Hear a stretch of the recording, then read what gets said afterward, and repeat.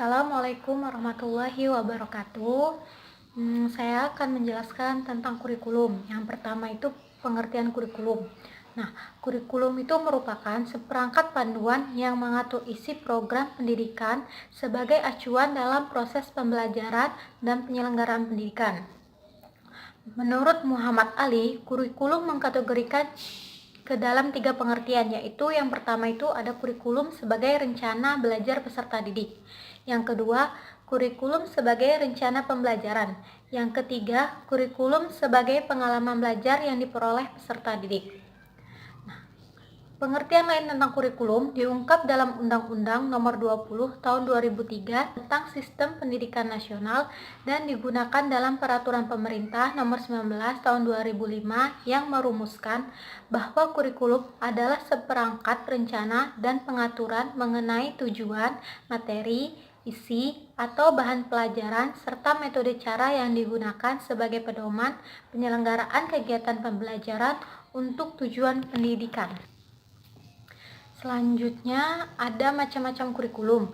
Nah, macam-macam kurikulum ini yang pertama itu ada separated subject kurikulum, yang artinya kurikulum yang berbentuk mata pelajaran yang terpisah-pisah yang kurang mempunyai keterkaitan dengan mata pelajaran lainnya.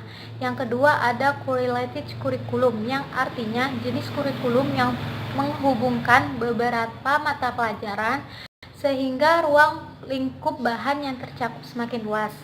Yang ketiga ada broad field kurikulum, yang artinya kurikulum yang menghapuskan batas-batas dalam mata pelajaran dan menyatukan mata pelajaran tersebut. Yang terakhir ada integrated kurikulum, yang artinya jenis kurikulum yang mengintegrasikan bahan pelajaran dari berbagai macam bahan pelajaran. Selanjutnya ada fungsi kurikulum. Nah, fungsi kurikulum ini dibagi menjadi 6. Yang pertama itu kurikulum berfungsi sebagai salah satu sarana dalam pencapaian suatu pendidikan. Yang kedua, memudahkan anak dalam menyerap pembelajaran. Yang ketiga, memudahkan guru dalam menyampaikan pembelajaran. Keempat, memudahkan kepala sekolah dan pembina sekolah dalam menstrukturkan struktur sekolah. Yang kelima, memudahkan orang tua murid dalam menguasai proses pembelajaran anak. Yang terakhir, kurikulum berperan besar dalam proses penyataran pendidikan di seluruh Indonesia, baik di tingkat nasional maupun di daerah. Selanjutnya ada ruang lingkup kurikulum. Nah, di ruang lingkup kurikulum ini dibagi menjadi 2, yaitu yang pertama itu ada silabus. Nah, silabus itu adalah seperangkat rencana dan pengaturan kegiatan pembelajaran, pengelolaan kelas, dan penilaian hasil belajar.